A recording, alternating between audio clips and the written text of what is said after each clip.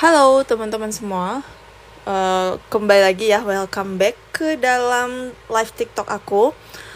Oke, ini malam ini kita live-nya agak malam teman-teman, karena aku baru selesai beres-beres juga dari pulang jaga sore. Atau mungkin di sini yang nonton ada yang masih jaga malam atau baru pulang jaga sore juga nih. Oke, seperti biasa ya teman-teman, untuk malam ini itu bakalan ada 5 soal ya, 5 soal terkait kebidanan. Nah, buat kalian yang misalnya mau nonton terkait soal-soal manajerial, jaga malam. Oke, semangat jaga malamnya Kak Rahmawati.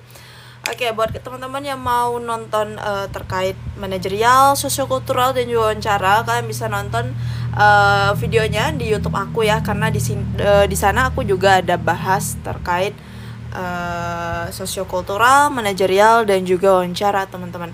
Oke, silakan dijawab dulu untuk soal nomor 1. Ini yang baru bergabung sekitar 30 orang. Jangan lupa di tap-tap layarnya dan juga boleh di-share link live TikTok aku ke teman-teman kalian ya, bisa di WhatsApp, sosmed lainnya ya. Oke, soal nomor 1. Ini terkait komunitas.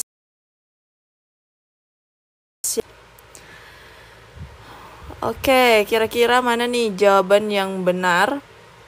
Dan untuk soal nomor 1 silahkan dijawab. Kita baca dulu pertanyaannya bareng-bareng, yaitu di Posyandu Bunga telah terbentuk kelas ibu hamil. Kelas ibu hamil yang dilaksanakan setiap 1 kali sebulan. Nah, jumlah peserta kelas ibu hamil sebanyak 12 orang, sebanyak 12 orang. Oke, kemudian ini harusnya ada koma ya.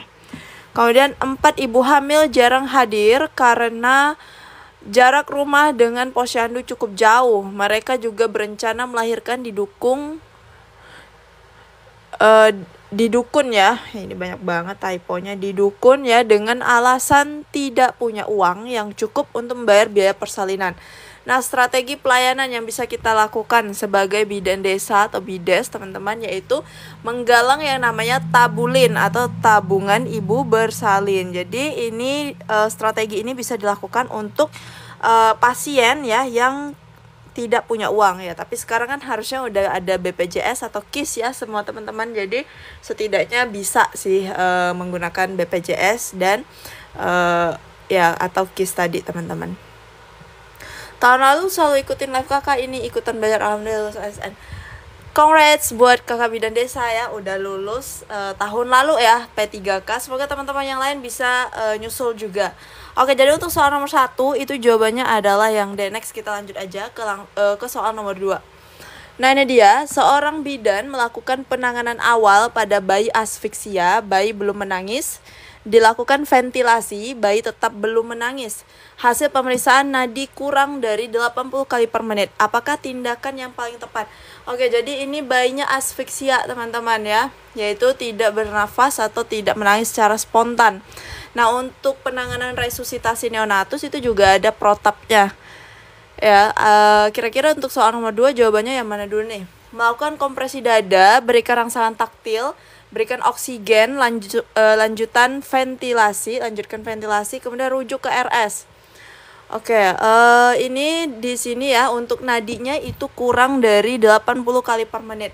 Kalau nadinya kurang dari 80 menit ya, 80 kali per menit, itu tindakan selanjutnya apa teman-teman?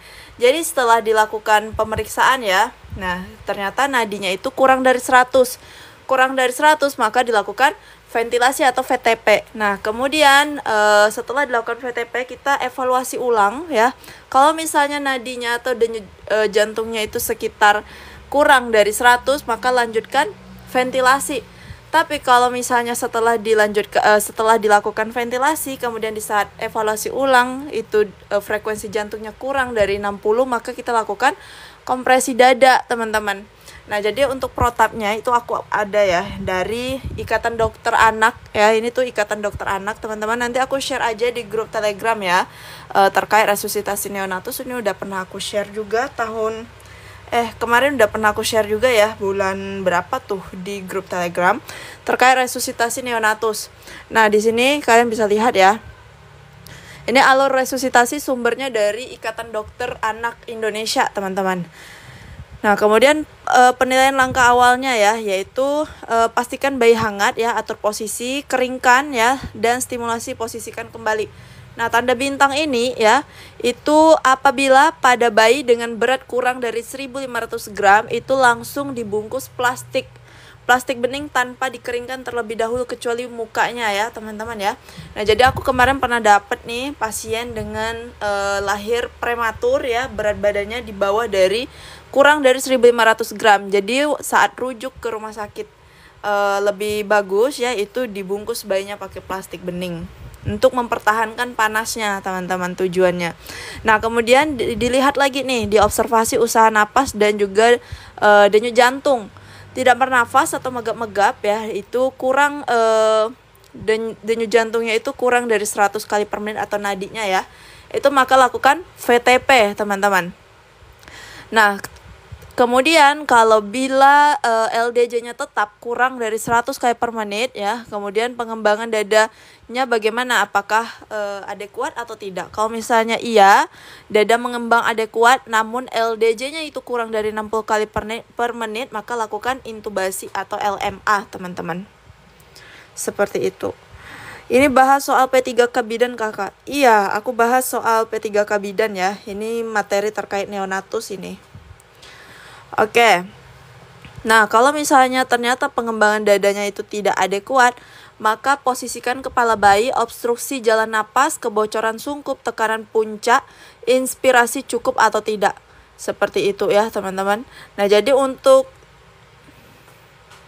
soal tadi kita balik lagi.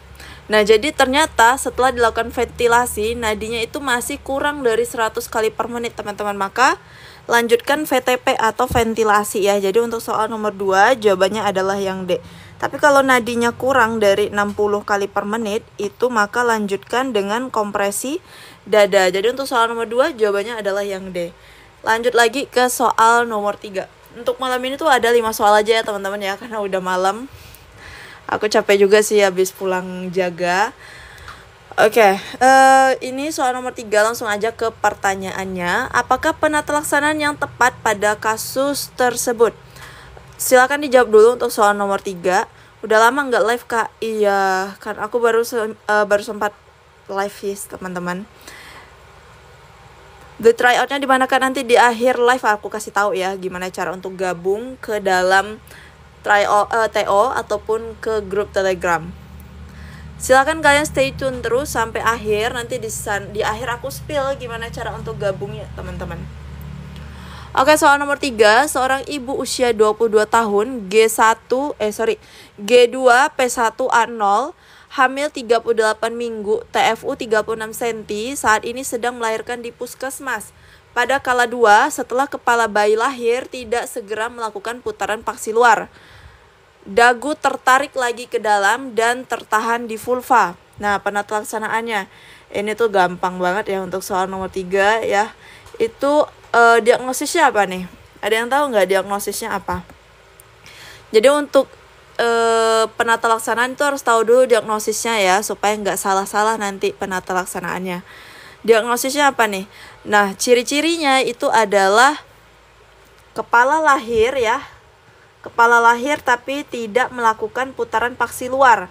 Kemudian dagu juga tertarik ke dalam lagi dan tertahan di vulva. Itu ciri-ciri dari distosia bahu atau bahunya nyangkut teman-teman ya. Itu penyebabnya bahu nyangkut, itu bisa karena bayinya besar atau makrosomnia, baby giant ya teman-teman ya, sehingga menyebabkan distosia bahu. Nah, jadi diagnosisnya itu adalah distosia bahu teman-teman. Nah, kalau udah distosia bahu itu penanganannya seperti apa? Nah, penanganan distosia bahu itu adalah melakukan manuver Macrobot ya.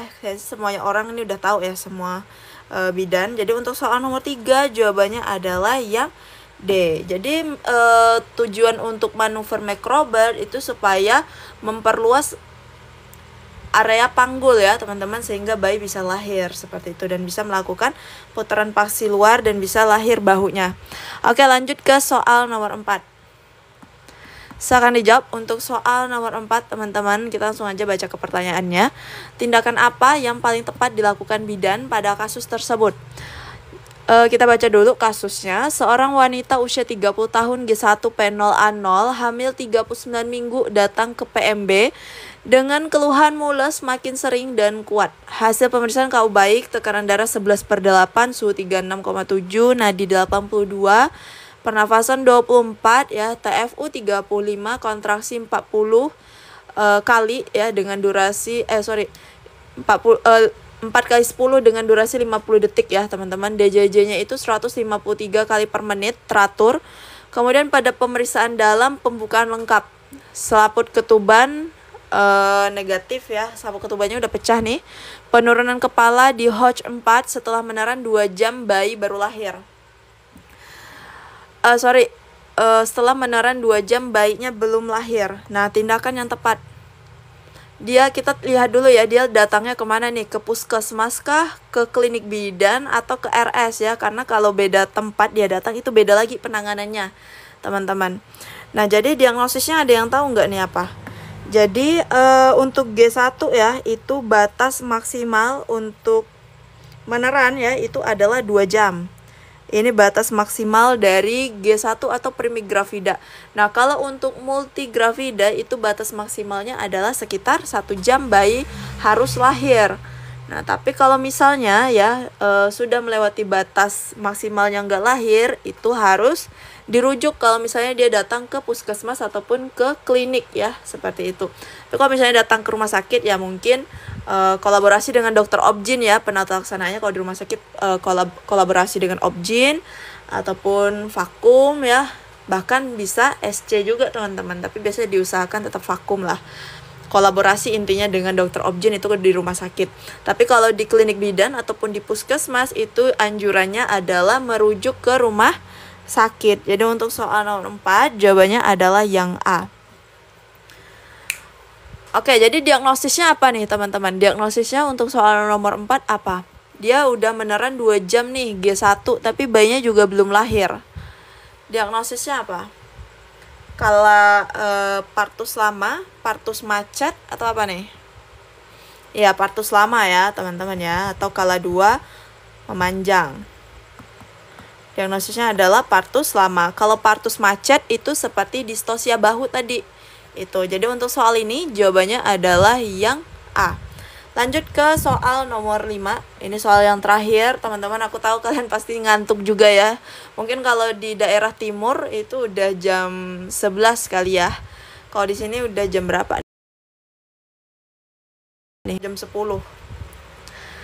Oke, lanjut soal nomor 5. Seorang perempuan usia 29 tahun ya, postpartum 4 jam yang lalu di BPM, ibu mengeluh mulas-mulas ya, lelah. Hasil pemeriksaan TTV dalam batas normal, ASI keluar sedikit, warna kekuningan, lokea berwarna merah, jahitan perineum baik. Asuhan kebidanan apa yang paling tepat pada ibu tersebut? Nah, asuhan kebidanan 4 jam setelah pasca melahirkan itu apa teman-teman asuhan kebidanannya? Ada yang dapat soal ujian terkait asuhan kebidanan pada masa nifas enggak sih? Kan dia ada KF tuh ada ini ya, ada 4 ya teman-teman ya, KF 1, 2, 3, 4. Ada yang dapat soal terkait asuhan kebidanan enggak? Dan untuk materi asuhan kebidanan itu udah pernah aku share juga di grup Telegram, jadi silakan dibaca-baca lagi, ini pasti keluar tahun ini ya, pasti keluar. Untuk kisi-kisi resmi itu belum ada di Permenpan teman-teman, mungkin masih mengacu tahun lalu. Jadi ini aku share-nya juga mengacu tahun lalu dan FR tahun lalu. Oke, jadi asuhan kebidanannya apa nih? Untuk postpartum 4 jam yang lalu, menganjurkan makan makanan yang bergizi, kemudian menganjurkan untuk memberi ASI, mencegah terjadinya perdarahan ya, menganjurkan istirahat cukup, menganjurkan untuk ber-KB. Kalau KB ini biasanya pada KF berapa teman-teman? KF 4 ya. Biasanya KB itu KF 4 atau KF 3. Jadi 4 jam itu belum anjuran untuk KB. Belum teman-teman. Masih ada yang lebih prioritas lagi nih. A, B, C, atau D nih. Ya KF 4 untuk konseling KB ya, itu di KF 4. Ya, jadi untuk 4 jam pertama ya pasca melahirkan itu yang harus diobservasi ketat adalah mencegah terjadinya perdarahan. Jadi atonia uteri itu ada primer dan ada sekunder ya teman-teman ya. Jadi 4 jam pertama itu harus diawasi dulu nih perdarahan. Takutnya tiba-tiba entah terjadi perdarahan ya, atonia uteri itu bahaya banget karena perdarahan salah satu penyebab kematian ya pada ibu-ibu melahirkan seperti itu. Jadi untuk kasus perdarahan itu masih kasus tertinggi pada kematian ibu. Maka itu perlu diobservasi secara ketat teman-teman ya. Jadi untuk soal nomor 5 jawabannya adalah yang C. Ada soal wawancara juga nggak? Kalau untuk soal wawancara itu ada di YouTube aku. Jadi silahkan ke YouTube aku aja, jangan lupa di subscribe ya, Kakak Sayekti ya. Nama YouTube aku Aulia Sekina Putri teman-teman. Jadi silahkan pergi aja ke YouTube aku kalau misalnya kalian mau nonton manajerial, sosio, dan juga wawancara. Jadi untuk di live itu khusus soal bidan aja. Dan di grup juga khusus soal bidan aja teman-teman. Betul 4 meski ngantuk. Semangat ya Kakak Dezepam ya. Oke, ini ada yang benar semua nggak dari 5 soal? Kapan live lagi Kak? Untuk besok kayaknya live lagi lah ya. Besok aku masuk sore sih. Mungkin jam live-nya itu sama seperti hari ini, sekitar jam 9.30 ya. Jam 21.30. Pokoknya kalau misalnya ada jadwal live terbaru, aku bakal share di TikTok aku ataupun di grup Telegram. Jadi jangan lupa di follow dulu TikTok aku teman-teman, biar kalian gak ketinggalan info-info terbaru dari aku. Oke, alhamdulillah benar semua, keren Kakak Purnama. Semoga tahun ini lulus semua ya P3K teman-teman. Aku doain kalian sukses terus lah.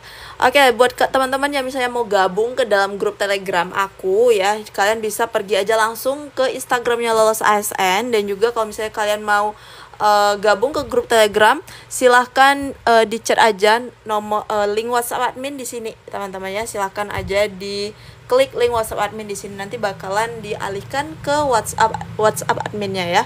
Oke teman-teman, segitu aja dari aku ya. Semoga 5 soal ini bisa membantu persiapan P3K kalian untuk tahun ini. Dan ya untuk besok kita lanjut lagi jam 21.30 ya. Dan ya segitu aja, terlebih kurang aku mohon maaf. Sampai jumpa besok, bye bye.